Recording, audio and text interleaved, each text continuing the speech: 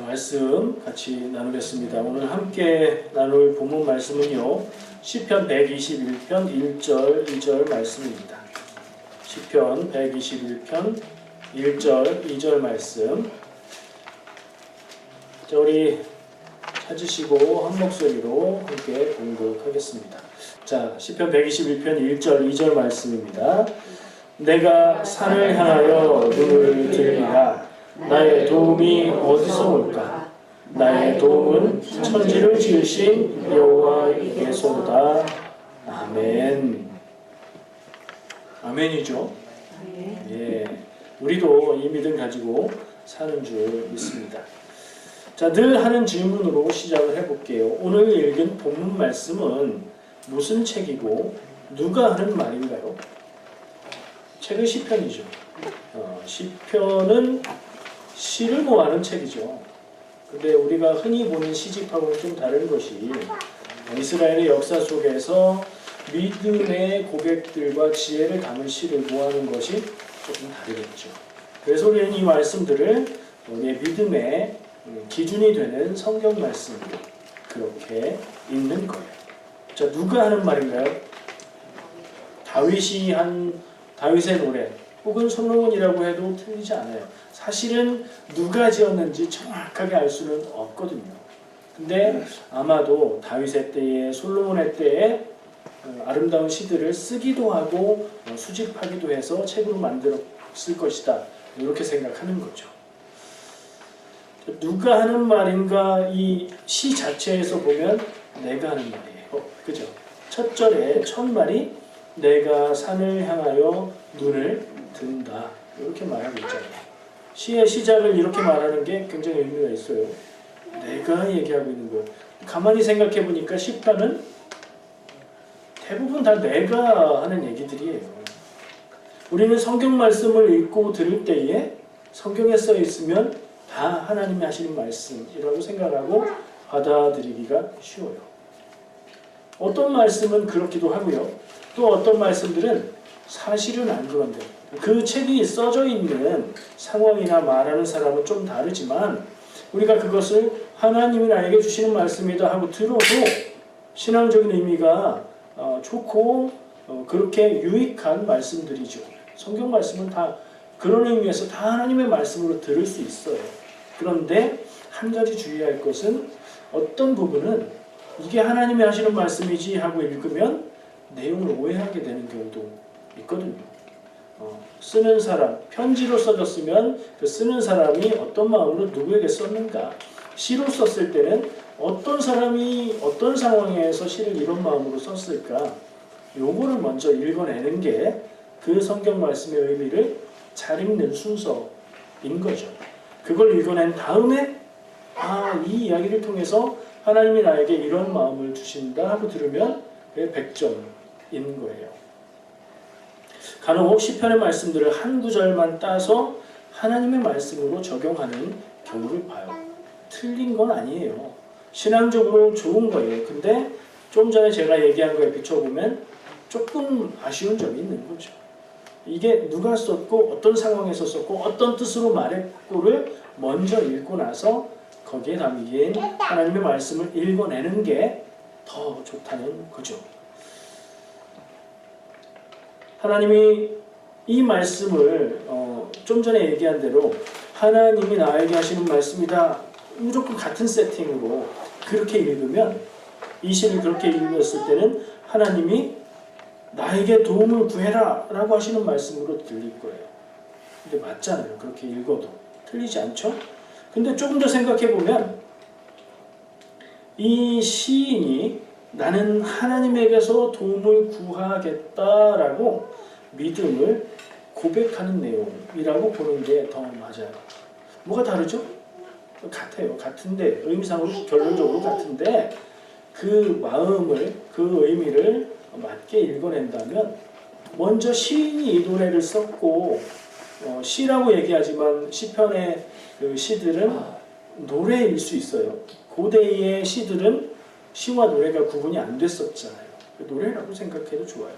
이 시인이 이 노래를 할 때 어떤 마음으로 했는지를 헤아리고 그리고 나서 적용을 하는 것이 더 귀하다. 뭐 개론 기초적으로 그런 말씀을 좀 먼저 드립니다. 사실 오늘 말씀을 준비하게 된 동기는 다른 말에서 시작을 했어요. 그 말을 생각하다가 이 시편의 이 말씀을 생각하게 된 건데, 생각해 보니까 이게 좀 대조가 돼요. 어떻게 보면 반대가 되는 얘기인데, 여러분, 하늘은 스스로 돕는 자를 돕는다, 이 말 아시죠? 네, 들어보셨죠? 이거 어디 나오는 얘기예요? 구약에 나와요, 신약에 나와요? 성경에 있는 말이 아니죠. 근데 뭐 생각 안 하고 들으면 좋은 얘기인 것 같고, 내가 내 삶에 책임을 지고 노력을 할 때 하나님이 도우신다, 맞아 라고 생각하기 쉬워요. 틀렸다는 얘기는 아닌데 이게 성경의 얘기는 아니다. 요거는 좀 짚을 필요가 있는데요. 찾아봤죠. 어디서 나온 얘기인가? 여러분 어렸을 때 읽었을 법한 이솝우화에, 이솝우화가 그 원래의 내용들은 굉장히 오래된 그리스의 이야기들을 담은 내용들이 있대요. 그 중에 이런 얘기가 있다고 해요. 소개해 볼게요. 어떤 사람이 마차를 타고 가는데 비가 많이 와서 마차가 진흙탕에 빠졌습니다. 상상할 수 있죠. 지금처럼 도로가 쫙 깔린 시대가 아니잖아요. 그냥 길이 나 있는데 마차를 타고 가는데 비가 오고 진흙탕이고 턱이 있으면 못 빠져나갈 수 있어요. 마차꾼이 마차에서 내려서 자기가 빼려는 시도도 하지 않고 기도를 합니다. 자, 이 그리스 사람이라고 상상해보고 누구한테 기도하면 맞을까요? 어떤 신을 찾아야 될까요? 마차가 빠졌을 때 제우스, 만병통치약 제우스 괜찮은데, 이 내용에서는 이래요. 헤라클레스에게 기도를 했대요. 헤라클레스가 신인가? 신화에서는 반인, 반신 뭐 이렇게 나오는데 어쨌든 헤라클레스에게 기도를 했대요. 이 마차를 헤라클레스의 힘의 능력으로 빼주시기를 간절히 기도했대요. 엎드려서 기도만 했다는 거예요. 그러자 헤라클레스가 짠 나타났어요. 산신령 느낌인데 나타나서 이렇게 말해요. 내 어깨를 마차의 바퀴에 대고 마차를 미는 성의를 보여라. 신은 스스로 도우려는 자를 돕는 법이다. 라고 그 이야기에서 처음 나왔대요. 물론 그전에도 이런 말이 있었겠죠. 지금 남아있는 기록으로는 이솝우화에 나온 얘기가 최초의 그 같은 내용을 담고 있대요. 그리고 나중에 1700년대쯤 돼서 미국에서 벤저민 프랭클린이 책에다가 그 표현을 썼고요. 또 영국의 어떤 작가도 그 표현을 썼대요. 그래서 세계적으로 유명해진 말이 됐다는 거예요. 여러분은 이 하늘을 스스로 돕는 자를 돕는다는 말을 성경에 나왔는지 아닌지 여부에 관계없이 어떻게 느끼고 받아들이십니까? 긍정하는 편이신가요? 나도 노력을 좀 해야지, 그래야 하나님이 도우시지, 아무것도 노력하지 않고 기도만 하고 하나님이 해주시기를 바라는 건 너무 심한 거 아닌가? 양심도 없네, 뭐 이런 생각 할 수 있잖아요. 그런 생각 할 수 있어요. 그리고 그런 의미도 우리는 생각해 볼 필요가 있어요. 성경에 안 나온 말이라고 해서 우리는 다 들으면 안 되는 게 아니잖아요. 맞는 말, 좋은 말은 귀담아 들을 필요가 있죠. 나도 뭘 좀 해야 되겠다. 근데 성경의 얘기를 또 찾아볼 필요가 있어요. 여기에 대응하는 성경의 어떤 말씀이 있는가? 말은 다르더라도 같은 내용을 전하고 있는 성경 말씀이 있을까? 혹은 성경은 다른 얘기를 하고 있지 않을까? 해서 찾아본 내용이, 떠올랐던 내용이 오늘 본문 말씀인 거예요. 오늘 본문 말씀에서 뭐라고 얘기하죠? 나의 도움이 어디서 올까?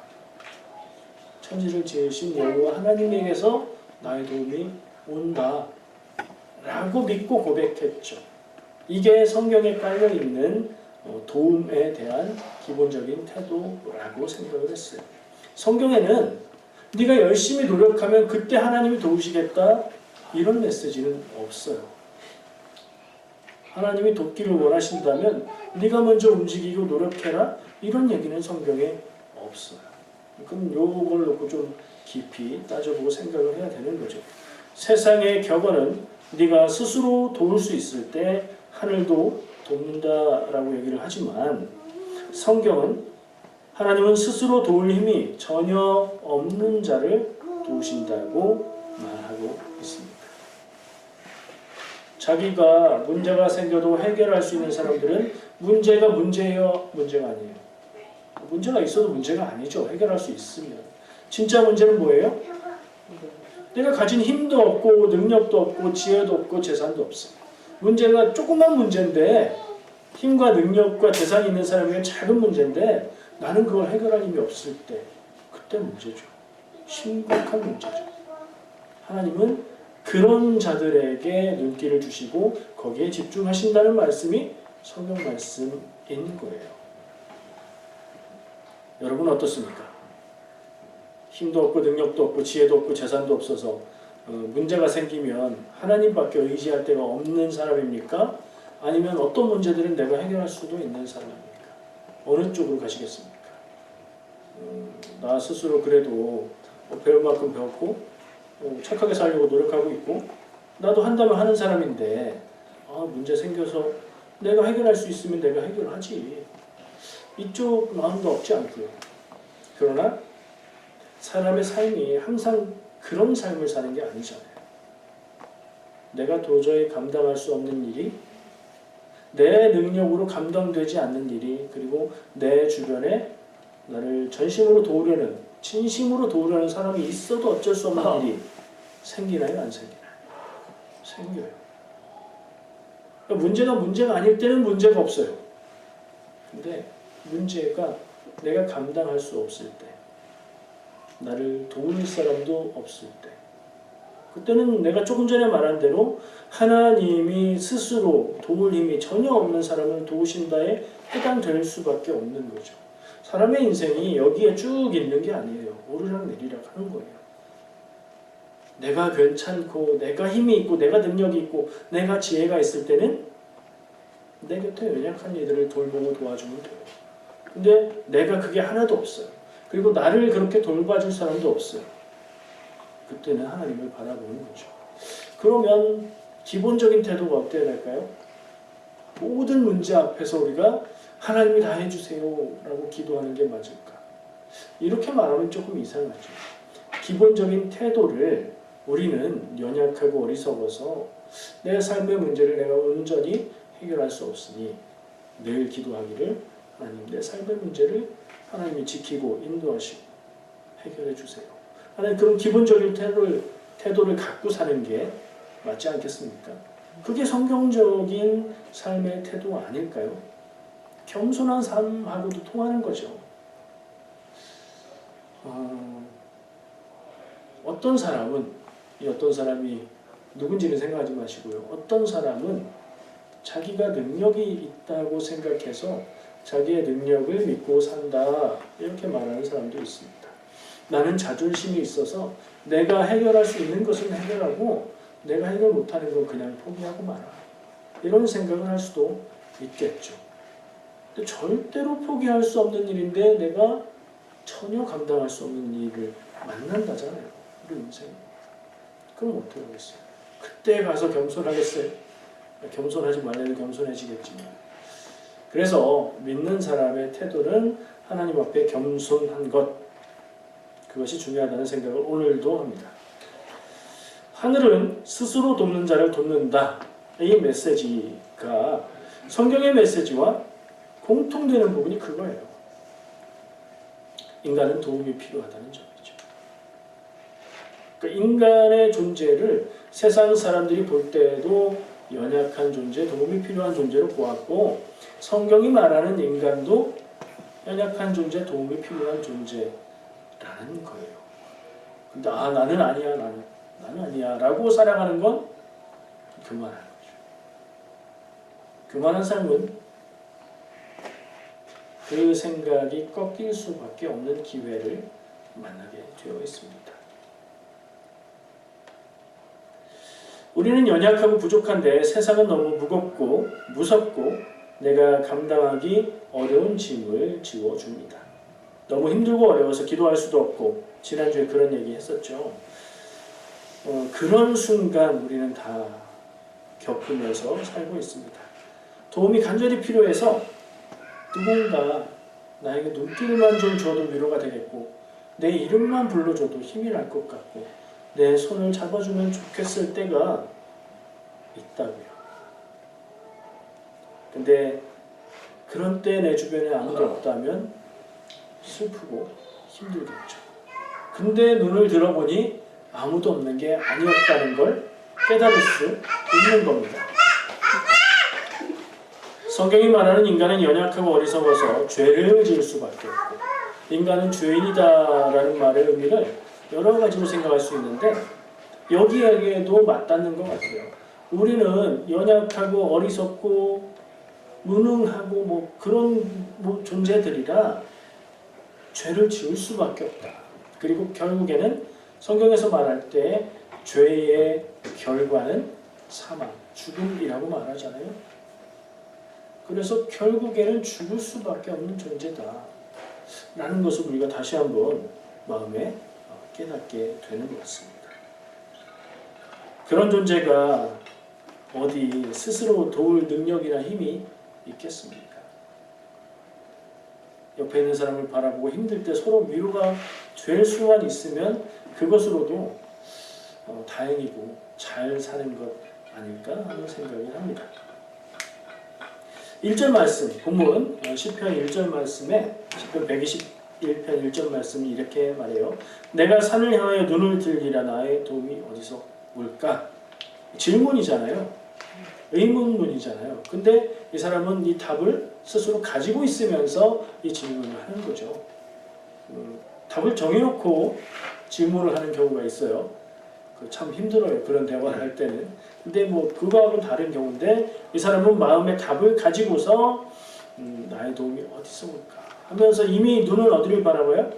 산을 향해서 고개를 들고 바라보고 있어요. 이 산은 뭘 얘기할까요? 로키 마운틴. 괜찮죠? 캘거리에서 쫙 보이고. 근데 그 로키 마운틴도 하나님의 능력, 하나님의 창조하심으로 그리고 자연 법칙을 창조하심으로 인해서 생겨난 것 아니겠습니까? 하나님을 바라본다는 얘기예요. 구체적으로 말하면 이 시는 예루살렘 성전을 향해서 올라가면서 부르는 노래라고 제목이 써 있어요. 그 예루살렘을 바라보면서 이 장면을 떠올리면 잘 연결이 될 거예요. 예루살렘 우리가 안 가봤으니까 저도 안 가봤어요. 근데 설명에 의하면 예루살렘은 높은 산악지대예요. 그래서 이스라엘 사람들이 가나안 땅에 들어가서 전쟁을 해서 주변은 다 점령하고 그랬는데도 이 예루살렘은 점령하지 못하고 언제 점령하죠? 다윗 왕 때. 다윗이 이 예루살렘을 점령해서 자기 다윗성으로 삼고 거기에 성전을 솔로몬이 만들게 되지요. 그러니까 예루살렘이라는 곳은 산지로 올라가는 고지대였고요. 예루살렘 도시 자체가 산지를 넘어선 더 높은 곳에 우리가 성화나 사진을 보면 높은 곳에 도시가 있는 걸 볼 수 있잖아요. 그런 형태의 산을 바라본다. 그리고 예루살렘을 상징하는 산이 있는데 시온산이라고 해요. 성경에 시온이라는 말이 나오면 그건 예루살렘을 상징하는 것 혹은 성전을 상징하는 것 이렇게 떠올리면 되는데 실제로 예루살렘에 있는 시온산은 대단하고 어마어마한 산은 아니고 그냥 있는 산이래요. 근데 이제 그것을 바라보면서 노래를 많이 하죠. 이 시인이 산을 바라보는 것 자체가 하나님을 바라보는 것이고 그러면서 질문하기를 나의 도움은 어디서 오나 하고 하나님에게서 온다라는 고백을 지금 하려고 준비를 하고 있는 겁니다. 2절 말씀 나의 도움은 어디서 올까? 나의 도움은 천지를 지으신 여호와에게서로다 이렇게 말하고 있죠. 그러니까 이 말씀을 아까 처음에 제가 얘기했던 대로 시편을 읽을 때 우리가 잘 읽어야 된다 얘기했던 대로 읽으면 이 사람이 생각하고 믿음을 고백하기를 나의 도움은 천지를 지으신 하나님에게서 온다라고 고백하는 거고 나는 그 믿음으로 살겠다라고 결단하는 거예요. 그렇게 들어야 되지. 여기 봐. 여기에 사람에게 도움은 천지를 지으신 하나님에게서 오는 거야 라고 믿지 않는 사람에게 성경에 써 있어 라고 이렇게 보여줘도 그 사람 귀에는 그게 들리지 않아요. 이 시인은 이렇게 고백하고 있고 그렇게 읽을 때 우리는 이 말을 어떤 의미로 받아들일 수 있을까요? 이 시인은 나는 하나님만 의지하고 살겠다고 믿음을 고백하는 시를 이렇게 썼는데, 그렇다면 나는 무엇을 의지하고 살고 있는가? 나는 뭘 의지하고 살아야 되는가? 이렇게 질문을 해보게 되지요. 그냥 딱 떨어지는 정답이라고 생각하면 그렇지 뭐 당연하지 뭐 하고 넘어갈 텐데, 한 사람의 믿음의 고백이다 이렇게 보면 이 사람은 이렇게 고백하는데 나는 어떻게 살고 있지? 내 지금 살아가는 삶은 하나님을 의지하고 사는 삶인가, 다른 의지할 것들을 바라보며 사는 우상을 섬기는 삶인가? 이걸 질문해 볼 수 있는 기회가 된다는 거죠. 우리는 살면서 힘든 일을 겪고 그때 주변에 있는 사람, 친구나 선배나 어떤 사람이든 내가 의지할 만한 사람을 떠올리고 의지하게 돼요. 자연스럽게 그렇게 됩니다. 근데 그때마다 느끼고 깨닫게 되는 것은 그렇게들 말했지. 인간은 의지할 수 있는 존재가 아니라고들 말한 게 사실이구나 하는 걸 뼈저리게 느끼게 되지 않습니까? 어떤 사람은 참 좋은 얼굴로 좋은 목소리로 힘든 일 있으면 연락해 라고 말은 하지만 그 사람이나 나나 고만고만한 수준에서 잘해야 서로 위로가 되는 정도이지 않겠습니까? 사람은 의지할 수 없고요. 사람을 의지하는 건 조금 어리석은 일이고요. 사람을 의지했을 때에 뭐가 잘 되는 것 같아도 그 결과는 그렇지 않을 수 있다는 걸 생각해야 돼요. 그럼 어디로 갈 수 있을까요? 그러면 다른 사람을 의지할 수 없으니 세상에 믿을 건 나뿐이다 이렇게 갈 수 있죠. 성경을 모르고 하나님을 모르는 사람은 그렇게 살 수밖에 없을 것 같아요. 그러면서 그럼 뭘 해야 될까요? 만약에 그런 생각을 한다면 자기 힘을 키워야 되겠죠. 자기 능력을 키워야 되겠죠. 그리고 자본주의 세상에서 돈의 힘이 가장 강하지 않느냐 하면서 돈을 많이 모아놓으려고 하게 되겠죠. 그 길로 걸어가면 그쪽으로 방향을 잡으면 이 돌이킬 수 없는 강을 건너는 게 될지도 몰라요. 아직 못 돌아오는 상태는 아니지만 방향을 그렇게 잡는다면 나는 나만 의지하고 살겠다.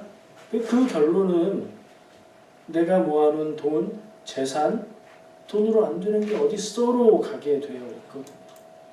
그래서 우리는 이 지점에서 고민을 많이 해야 됩니다. 돈을 무시하라는 얘기도 아니고요. 돈을 돌보듯 하고 살라는 얘기도 아닙니다. 돈은 필요한 거고 기본적인 상식적이고 우리가 해야 될 노릇을 하면서 살아가야 돼요. 그러나 돈을 의지하는 길은 우리가 갈 인생길이 아니라는 겁니다.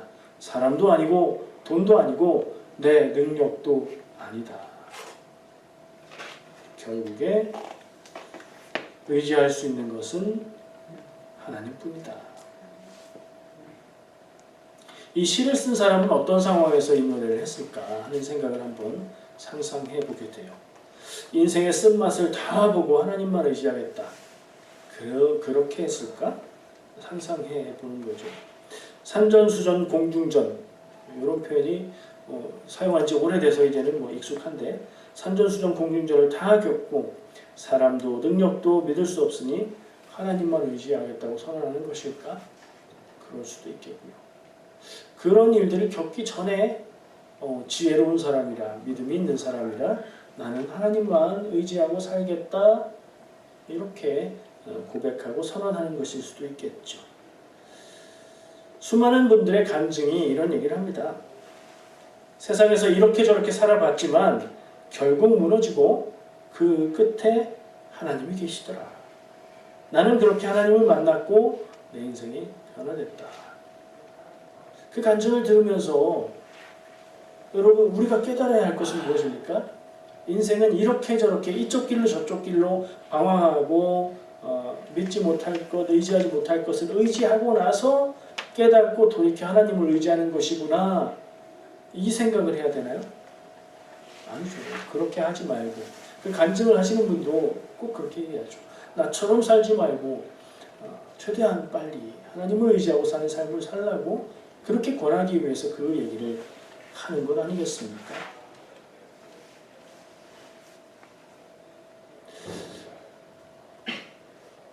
제가 이런 얘기를 하지만 여러분 스스로 돌아볼 때 여러분 자신을 어떻게 평가하고 판단하고 계십니까? 지금 오늘 나누고 있는 말씀에 비춰볼 때 나는 하나님만 의지하고 사나?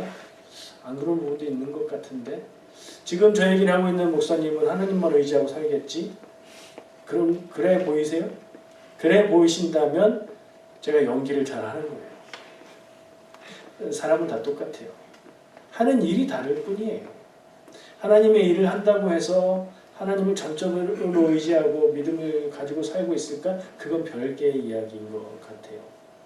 유명한 얘기 있잖아요. 한경직 목사님, 장로교회 유명한 목사님인데 그분이 돌아가실 때 유언으로 후배 목사님들한테 예수 잘 믿으세요. 그러고 돌아가셨대잖아요. 저는 그 얘기를 처음 들었을 때 나는 정말 스스로 예수 믿고 사는지 돌아봐야 되겠다 하고 뜨끔했었어요. 여러분 너무나 익숙한 내용을 오늘 함께 나눕니다. 의지할 것은 하나님뿐이다. 시편 121편에 이 시인은 하나님만 의지하고 살겠다고 고백했다. 우리도 그렇게 합시다. 아멘. 그러면 끝날 일이긴 한데 제가 이 예수 잘 믿으세요라는 얘기를 듣고 뜨끔했던 것처럼 여러분도 그런 경험이 좀 있으면 좋겠다. 어떤 상태인지에 관계없이.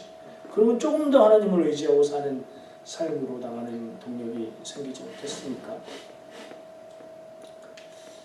여러분은 담임 목사가 일 잘하는 목사이길 원하십니까? 예수 잘 믿는 목사이길 원하십니까? 둘 다요. 그죠? 둘 다. 기도해 주시기를 바라고요. 그리고 둘 다 기도해 주시는데 예수 잘 믿는 목사이기를 먼저 기도해 주시기를 바랍니다. 어렸을 때 길을 잃거나 많은 사람이 모인 곳에서 부모님을 잃어버리는 경우들이 있죠. 사람이 많은 곳에서 아이를 데리고 다니면 셀린이처럼 어린아이들을 데리고 다닐 때 어떻게 하죠? 손을 꼭 잡고 손 꼭 잡고 이 손 놓으면 안 돼, 놓치면 안 돼, 꼭 잡아야 돼, 잘 따라와야 돼 이렇게 말하죠. 영화에서 만약에 그런 장면이 있으면 잃어버린다는 얘기죠. 예.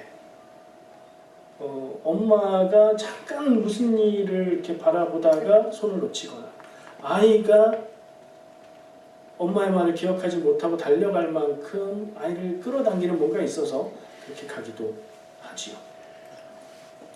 세상에서 제일 믿을 만한 손이 있다면 부모님의 손일 텐데 사람은 그렇게 꼭 붙잡아야 할 손을 끝까지 붙잡고 있기는 어렵습니다.